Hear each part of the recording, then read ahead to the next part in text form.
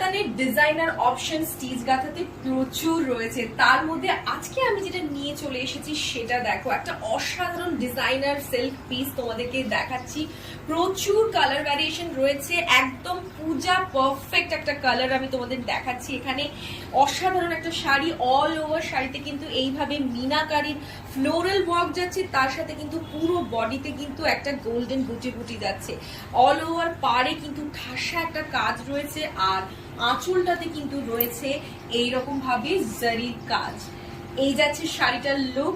Black লাভার যারা রয়েছে তাদের জন্য তো এই শাড়িটা একটা মাস্ট হ্যাভ রয়েছে।